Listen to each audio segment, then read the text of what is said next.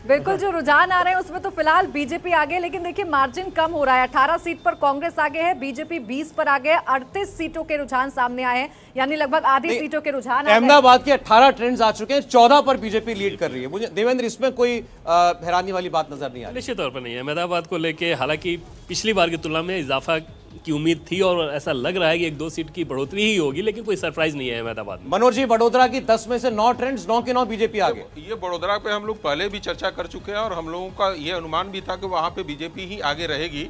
जहाँ तक अहमदाबाद की बात हो रही है, जो आपने बोला 4 कांग्रेस की हम लोग लेकर चल रहे थे, वो सीटें आ रही हैं। सौराष्ट्र में हम लोगों ने बात किया था कि वहाँ पे बीजेपी की बढ़त होगी और वो भी ट्रेंड दिख रहा है। मुझे जो अनुमान लग रहा है कि हम लोगों ने जो कांग्रेस का 55 और 51 से 60 के बीच में लेकर चलेंगे, कहीं ना कहीं कांग्रेस को जब आप आगे रुझान आगे बढ़ेगा तो देखिएगा कि उस जगह पे ही आकर ये कांग्रेस रुकेगी। आपको टेंशन तो नहीं हो रही? कोई टेंशन नहीं है, मैं तो बड़ा रिलैक्स हो गया हूँ। मैं पहले रुझान के बाद बड़ा रिलैक्स हो गया कि नहीं, हम उसी तरफ जा रहे हैं। जहां तक मैं आपको बता दूं, हिमाचल का ये शुरुआती ट्रेंड देख रहे हैं, इसमें बहुत सारी चीजें अभी नहीं दिख रही हैं।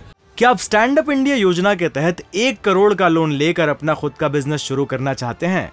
तो फ्रीडम ऐप को डाउनलोड करें और इसकी पूरी जानकारी अभी प्राप्त करें। और वहां पे बीजेपी की सरकार आते दिखेगी, जो मेरे हम अनुमान में लगे थे एग्जिट पोल में, वो भी बहुत बड़ा चेंज नहीं आएगा और हम उसी पे कच्छ में बराबरी पर 3-3 पर कांग्रेस और भाजपा है। बनासकांठा में 11 सीटों पर बीजेपी आगे, 3 पर कांग्रेस आगे चल रही है। खेड़ा में 14 ट्रेंड्स हैं, बीजेपी 11 पर आगे है। महसाना में ज्यादातर सीटों पर बीजेपी आगे चल रही है। सूरत में 13 में से 11 पर आगे चल रही है और 2 पर कांग्रेस। सूरत में आपका खाता नहीं अभी तक खुला है। नहीं, मुझे लगता है कि सूरत में एक जो बड़ी चीज़ थी, जिसको बार बार बहुत ज़्यादा प्रोजेक्शन के तौर पर दिखाया गया कि आम आदमी पार्टी बहुत ताकतवर हुई, वो पाटीदार अनामत आंदोलन समिति के नेता थे, वो कांग्रेस से छिटके हुए नेता थे और तब हार्दिक पटेल एक कार्यकारी अध्यक्ष के तौर पर कांग्रेस में थे। उसका ब्रेकिंग न्यूज, सूरत ईस्ट से बीजेपी आगे हो गई है। सूरत ईस्ट की सीट पर बीजेपी आगे, जहां पर भी कांग्रेस लीड कर रही है। यही सीट थी जहां आपके, यही सीट है जहां पे आप आम आदमी पार्टी के कैंडिडेट ने अपना नॉमिनेशन वापस लिया और हाँ, कंचन जरीवाला ने।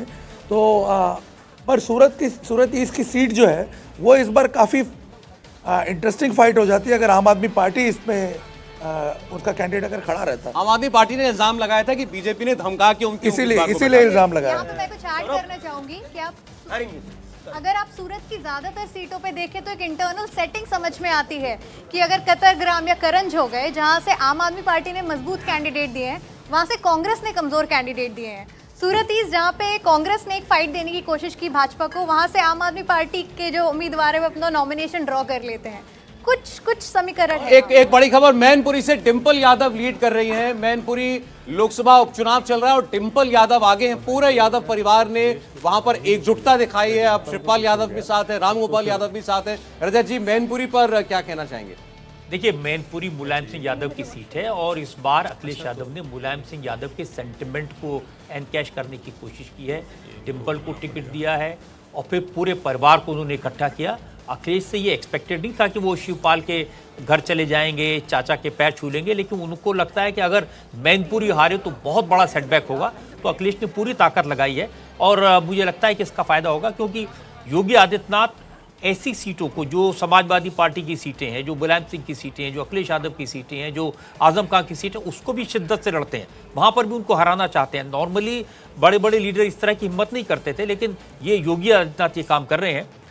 इसीलिए अखिलेश को इतनी मेहनत करनी पड़ी, इसीलिए उनको चाचा के घर जाना पड़ा। तो मुझे लगता है कि डिंपल यादव जीत जाएं तो बहुत आश्चर्य नहीं होगा। और रजत जी, आदरणीय मुलायम सिंह जी ने वह काम भी बहुत किया। मैं तो उनके अंतिम संस्कार पर गया था, तब देखा, और उससे पहले भी मैंने कार्यक्रम किए हुए। तो क्या आप स्टैंड अप इंडिया योजना के तहत 1 करोड़ का लोन लेकर अपना खुद का बिजनेस शुरू करना चाहते हैं? तो फ्रीडम ऐप को डाउनलोड करें और इसकी पूरी जानकारी अभी प्राप्त करें।